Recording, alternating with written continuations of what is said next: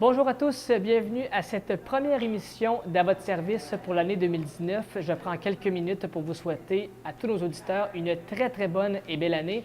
Mon nom est Maxime Jaudoin en remplacement aujourd'hui d'Herman Charret à la barre de l'émission. Aujourd'hui, dans le cadre de l'émission, on reçoit Flore Bruno, animatrice au Centre des femmes de Charlevoix, qui vient nous parler d'activités à venir pour les parents et les enfants. Et aussi, on reçoit Clément Turgeon, directeur général pour l'organisation du festif, qui vient nous parler de deux sujets, la 9e édition du cabaret festif et aussi la 2e édition du festif à l'école, deux projets qui vont commencer dans les prochaines semaines. Bonne émission!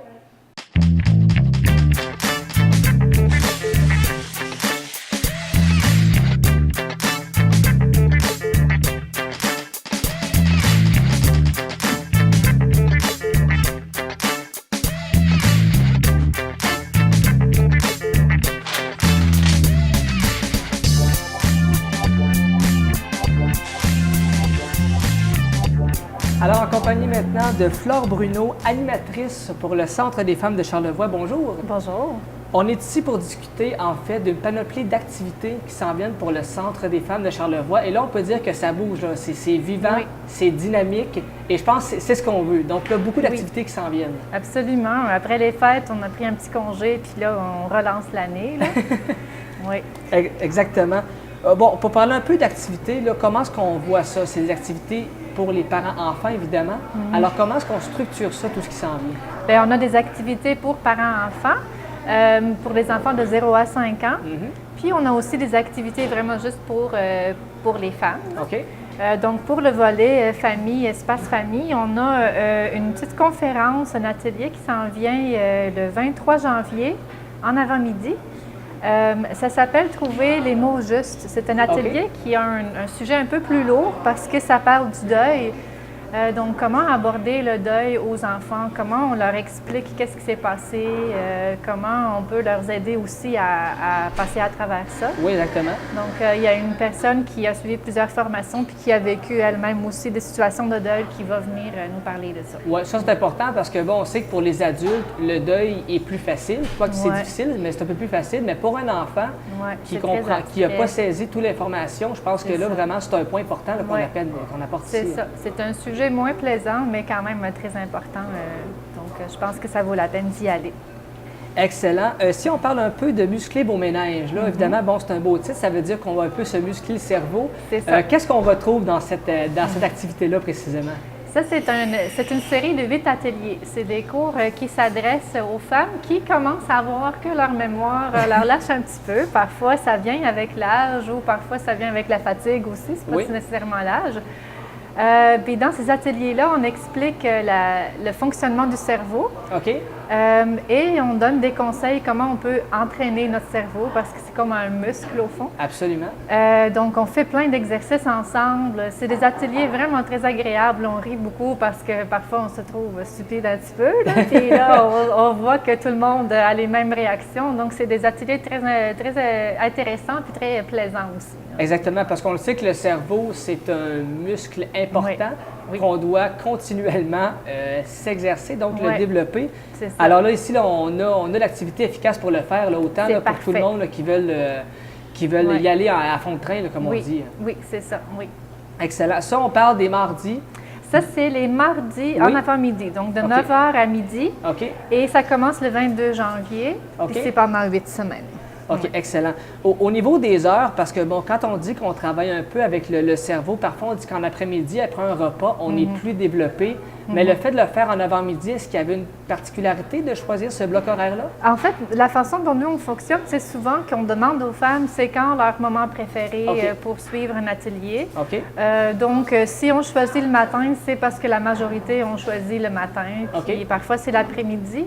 On peut même offrir des cours le soir aussi si on réussit à avoir un groupe de personnes intéressées pour venir le soir. Donc ça, c'est vraiment suite à la demande des femmes. Et voilà, c'est comme ça que ça a été décidé. Et là, on parle de 8 ateliers, donc à tous les mardis, ce qui veut dire 8 semaines. Oui. Qu'on va faire ça. Ça, on parle de quand même un bon 2 mois.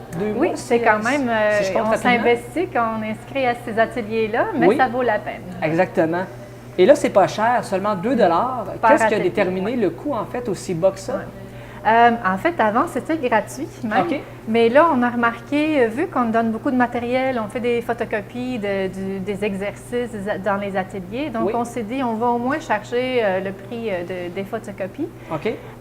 Puis même encore là, s'il y a des femmes qui ont des difficultés financières, puis que même 2 $ par atelier, c'est trop pour elles, bien, elles ont juste à nous en parler discrètement, puis c'est pas parce qu'on n'est pas capable de payer le cours qu'on ne devrait pas venir. Exactement. Donc, ça, c'est le point important. Et il faut s'inscrire aussi, donc c'est nécessaire pour le faire. Donc, si on parle vraiment d'un atelier pratique, si je pourrais le dire comme ça, c'est là où on s'amuse et on exerce. C'est ça, exactement. Exactement.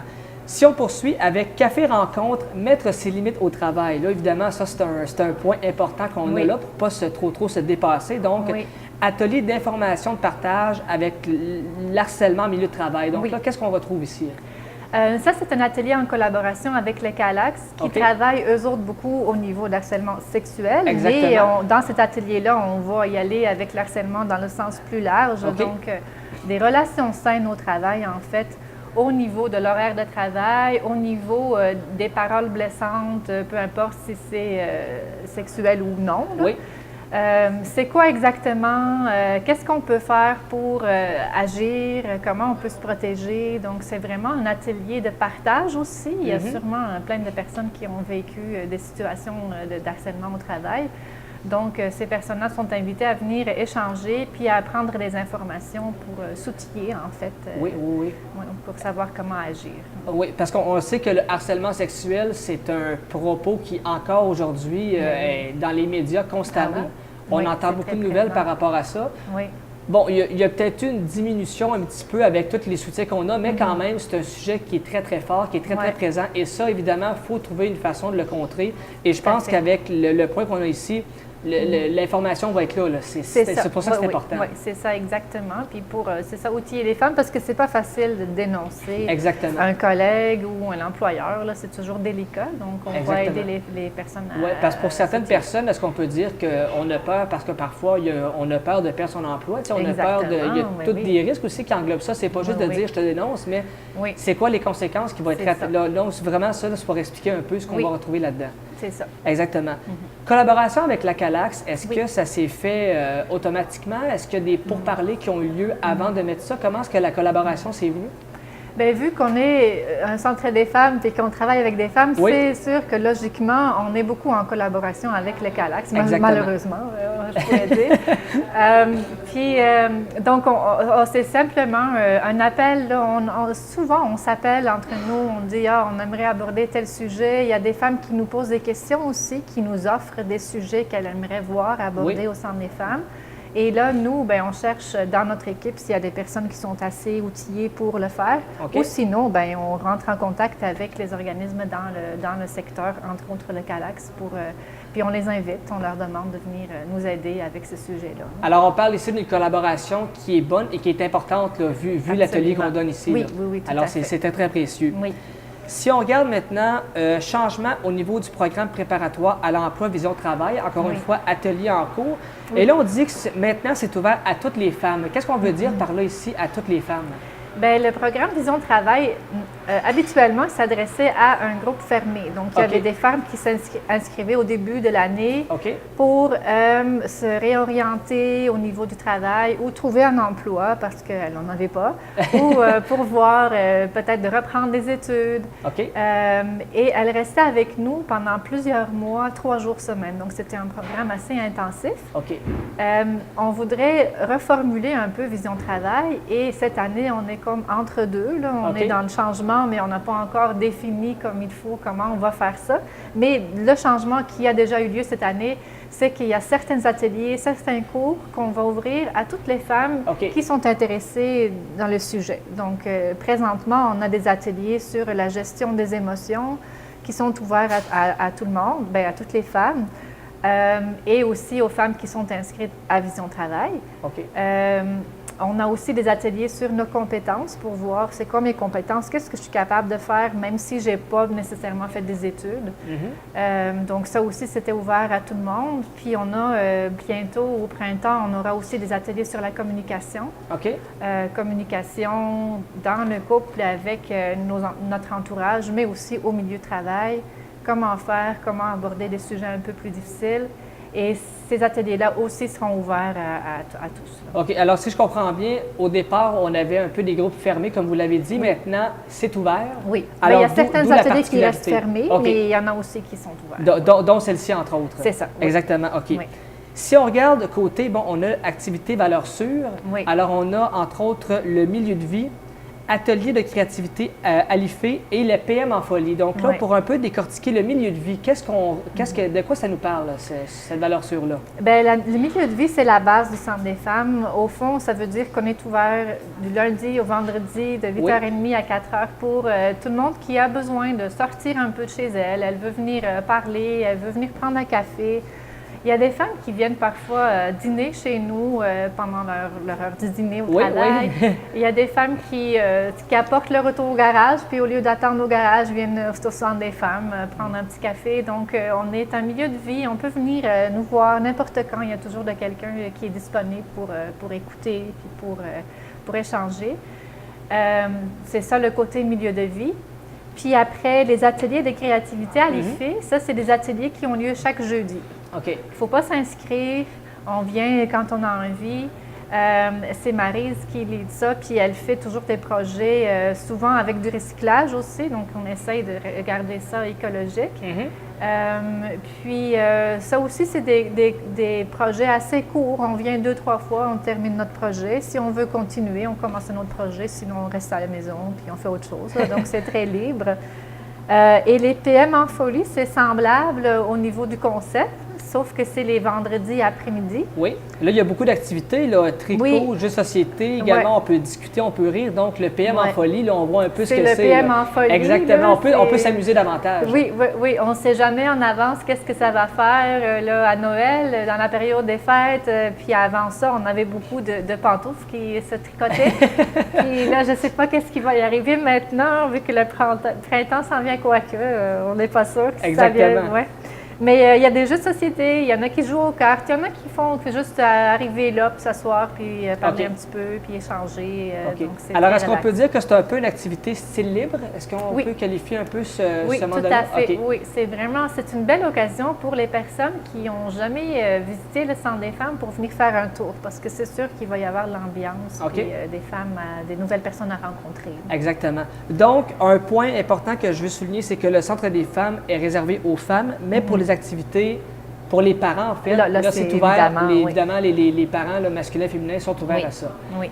Honnêtement, c'est super intéressant. Alors, juste rappeler rapidement, donc, on a musclé vos méninges les mardis de 9h à midi à partir du 22 janvier pour 8 semaines, donc 8 ateliers. Oui. 2 et l'inscription est nécessaire. Oui. Ici. Ensuite, café rencontre, mettre ses limites au travail à partir du 31 janvier en après-midi de 13h à 15h. Donc, encore une fois, il faut s'inscrire.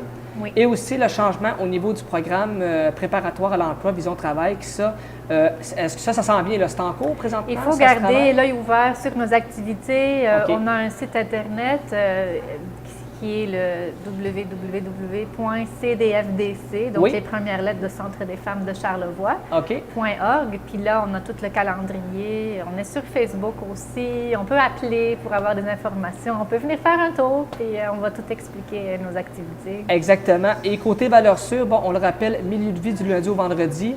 Atelier de créativité à l'IFE, c'est les jeudis en après-midi. Et Oui. l'APM en folie, qui est le vendredi après-midi, là, où on a une panoplie d'activités libres qu'on peut faire C'est ça. là-dessus.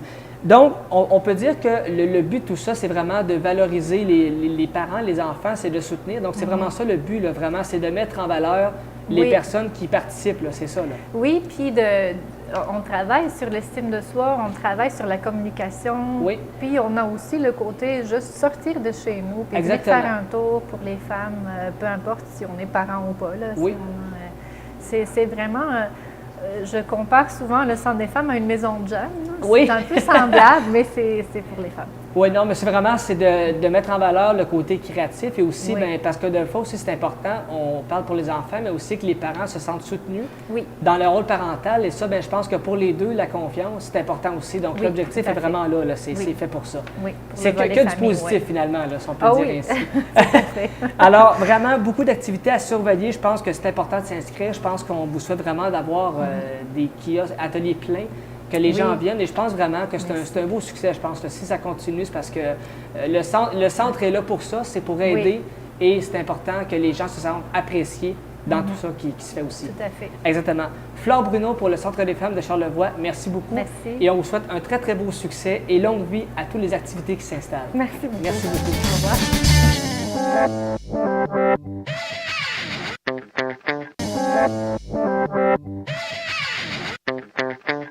En compagnie de Clément Surgeon, directeur général pour l'organisation du festival. Bonjour. Bonjour.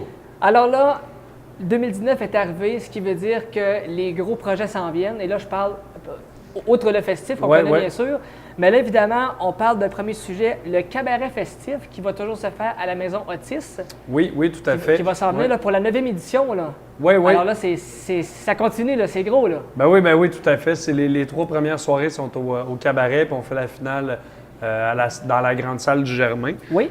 C'est ça, on est revenu dans la salle du cabaret l'année dernière, puis ça a vraiment très bien répondu. On a retrouvé l'ambiance qu'on avait des premières années, donc on revient là. Puis cette année, on a vraiment beaucoup d'inscriptions. Là. On a, je pense, presque 150 inscriptions. Oui, encore une fois, ça a marché. Là. On peut dire que là, bien évidemment, on sélectionne, parce que là, il y a 12 candidatures qui ont été sélectionnées comme finalistes. Oui, tout à fait. Sur les 100 quelques. 150 à peu près. Alors là, pour tout choisir ça, là, il y a un processus là-dedans. Là.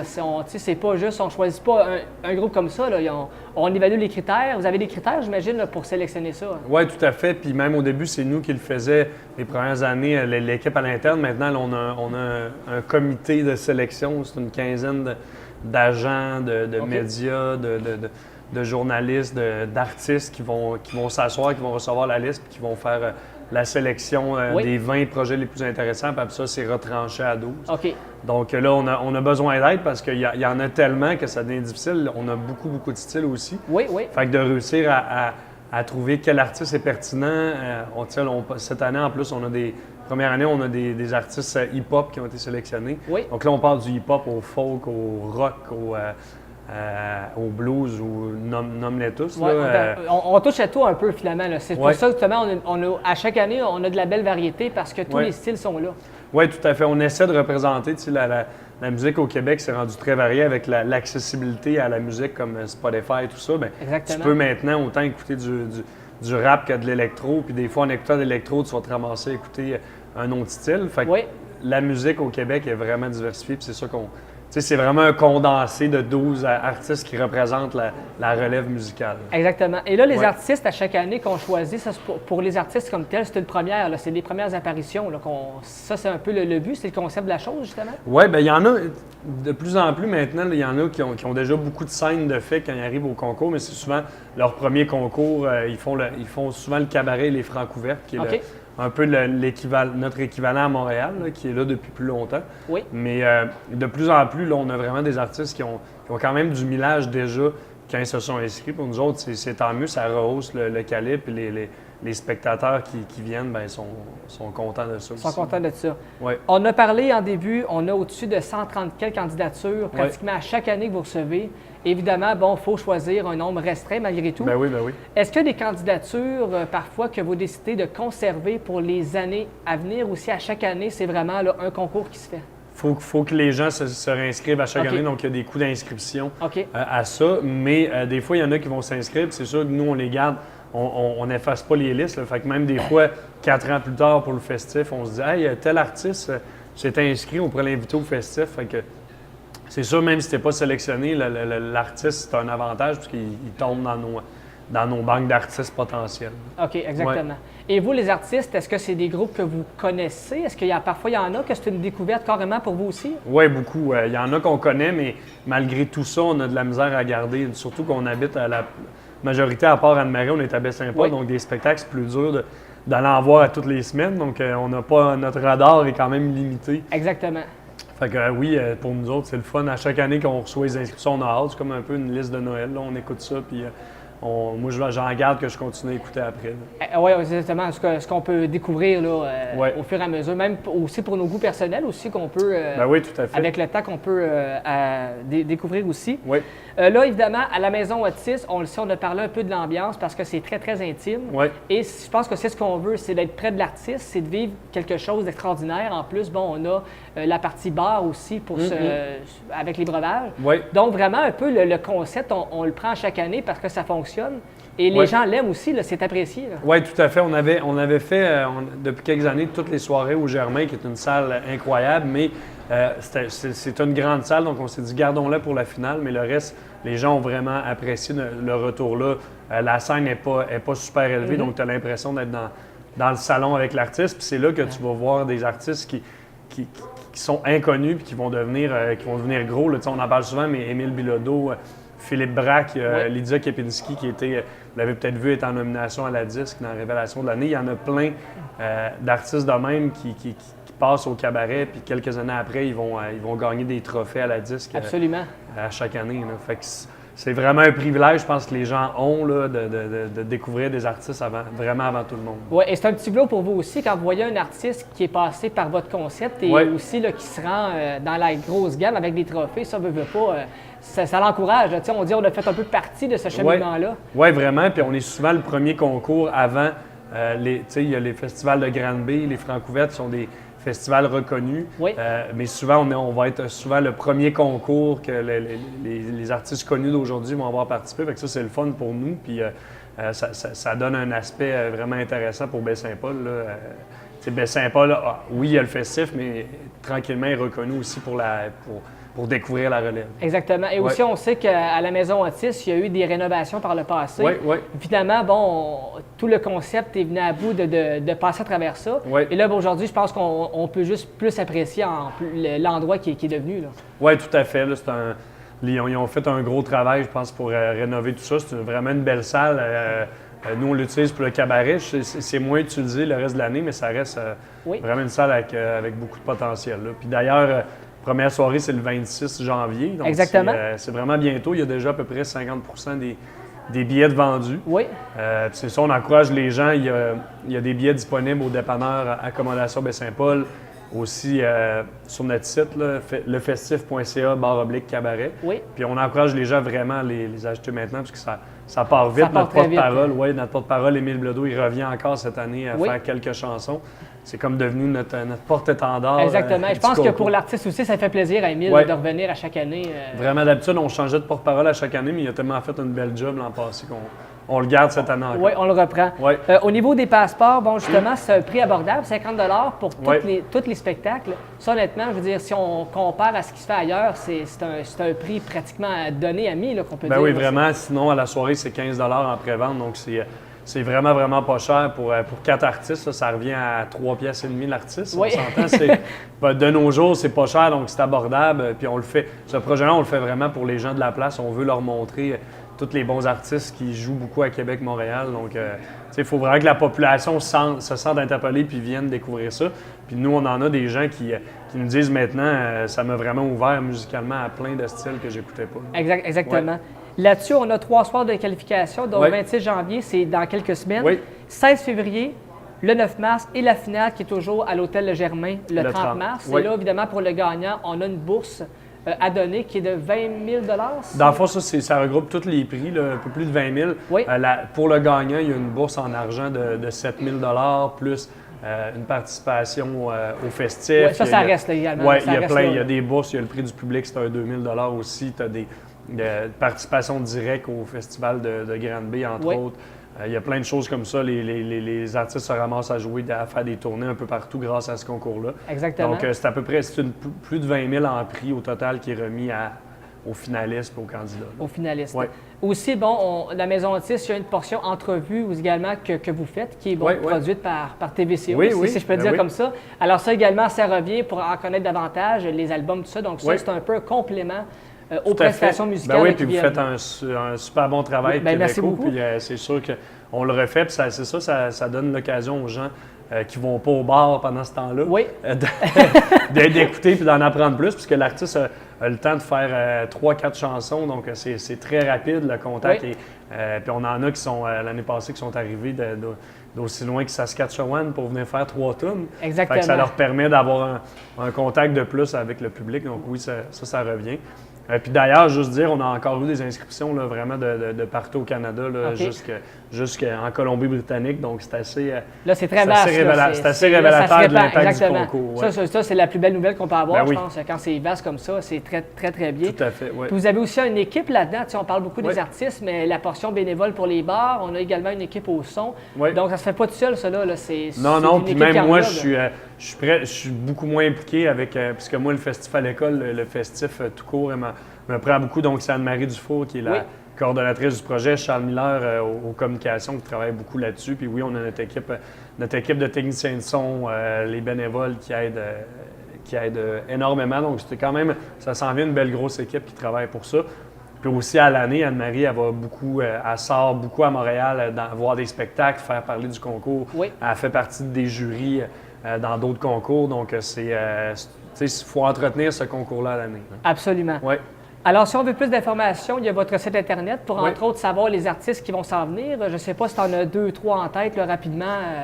La première soirée, on a une belle sélection. Là. Il y a Georges Well qui va un petit peu dans la chanson française. Ceux qui aiment Georges Brassens, Renaud, dans ce style-là, il va vers ça. Alex Berger, qui est un rock'n'roll super accrocheur. On l'a eu au festif, d'ailleurs, cet été en spectacle surprise. Fria Mueras, qui est une artiste de Québec, une artiste féminine. Après ça, le dernier, j'ai un blanc, Antoine Lachance, donc, qui est plus dans la musique pop-rock un petit peu. Donc, déjà en partant, on va avoir une belle variété.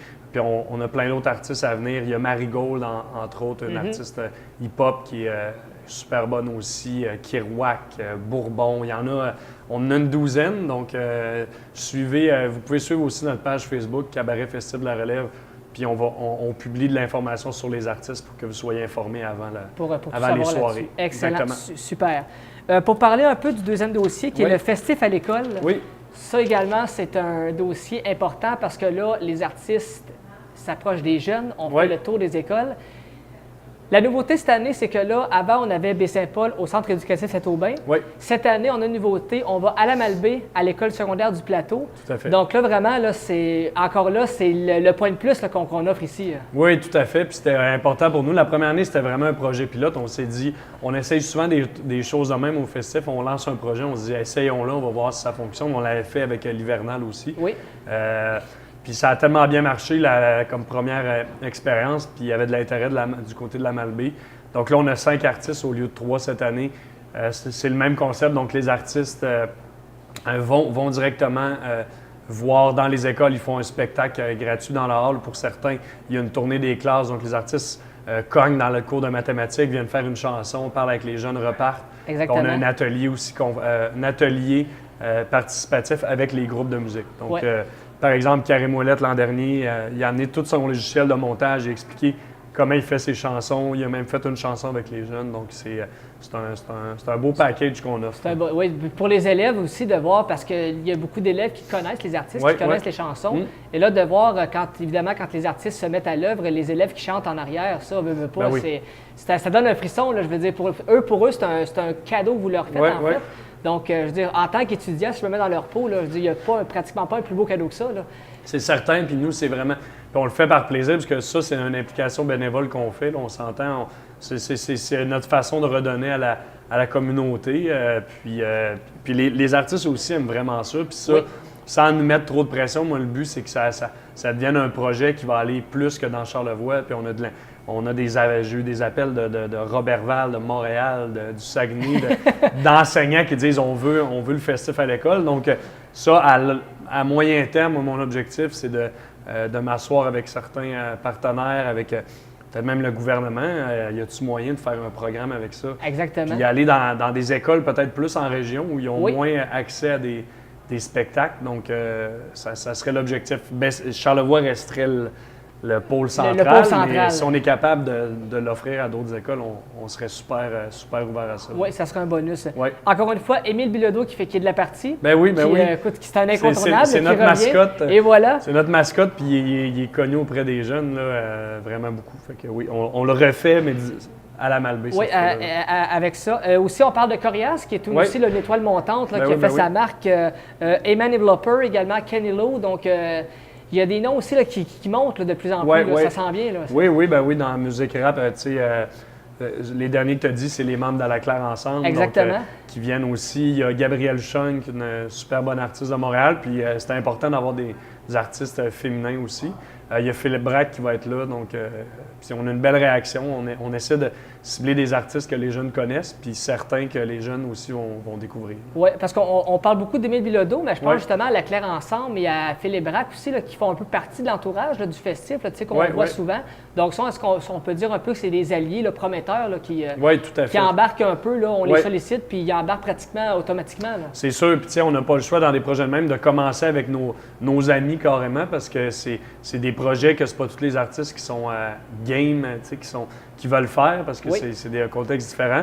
Mais ça nous permet justement l'an dernier, Émile, Karim, qu'on connaît bien, ben eux, ils en ont parlé. Ça nous a permis de convaincre Corias de venir faire ça, de convaincre Gabrielle Chung et tout ça. Donc, oui, je pense que c'est bien parti. Puis on a des artistes qui attendent après nous, là, même des Vincent Vallière qui veulent le faire. C'est un bon signe. Là. Exactement. Ouais. Ça, j'imagine que d'en faire à la Malbaie, à Baie-Saint-Paul, pour les artistes, ça fait des horaires condensés quand même. C'est un rush, si je peux le dire ainsi. Oui, bien dans le fond, nous, on essaie. Il y a vraiment 3 artistes pour Baie-Saint-Paul et 2 pour la Malbaie. Donc, ils font pas les deux. Les 2 pôles. Donc, nous, ça nous permet les artistes qui étaient à Baie-Saint-Paul l'année dernière, on les amène à la Malbaie. Donc, on peut faire du roulement comme ça. Mais déjà, juste faire comme Émile, par exemple, c'est tourner des classes, conférences, spectacles, c'est back-à-back. Les artistes sont brûlés. Puis après ça, eux, il faut qu'ils rencontrent les élèves, ils sont dans le hall, ils signent des autographes. Donc, c'est des grosses journées. Puis les artistes viennent à cachet réduit aussi parce qu'ils aiment la cause, mais je pense qu'on est chanceux. Puis l'objectif, c'est d'avoir plus de partenaires les prochaines années. Oui, bien ça, c'est l'important souvent pour les artistes parce que la cause est importante et ça leur tient à cœur. C'est pour ça qu'on embarque, là, peu importe ce qui peut arriver. C'est ça, puis ils développent un nouveau public. Souvent, les artistes vont jouer beaucoup des fois dans des salles tard le soir, dans des salles 18 ans et plus. Donc là, de jouer devant un public de 12, 13, 14, 15 ans, c'est vraiment bon pour eux, c'est positif. Là. Exactement. Alors là, Émile Bilodeau, 25 janvier, qui va se faire. En fait, c'est la première date pour l'événement à la Malbaie qui va se faire. Et là, ensuite, les dates vont découler les unes après les autres. Tu as le 28 février, Corias, 22 mars, Gabrielle Chung, 4 avril, Philippe Braque et 1er mai à la Claire Ensemble. Donc, on a un hiver-printemps assez chargé avec le lancement du 10e aussi. Là, on est occupé tous les mois. Oui, alors ça, écoute, si on prend le cabaret festif, le festif à l'école. Donc là, vraiment, là, 2019 là, commence en force et je pense que pour vous, c'est un point positif parce que c'est ce qu'on veut aussi. Oui, tout à fait. On veut se tenir occupé. Moi, j'ai la tête qui bouillonne pas mal. Donc là, j'ai besoin de créer des projets. Exactement. Alors là, ça va être à peu près les 4 prochains mois vont être très intenses. Ça va rouler. Mais c'est ce qu'on veut, c'est le point positif si on veut se tenir occupé. Ben oui, tout à fait. Puis là, on va avoir des projets aussi en lien avec notre 10e qu'on va faire. Donc là, je pense qu'on en a assez.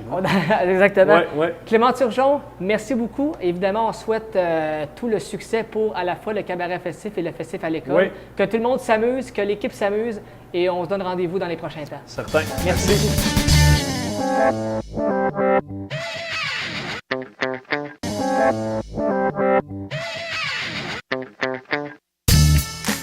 Et voilà, la première émission de votre service 2019 qui prend fin à l'instant même. Je prends quelques minutes pour remercier mon collègue Normand Gauthier à la technique pour cette émission. Et merci également à vous, chers auditeurs, de nous suivre quotidiennement à chaque jour. Et moi, je vous dis à la prochaine.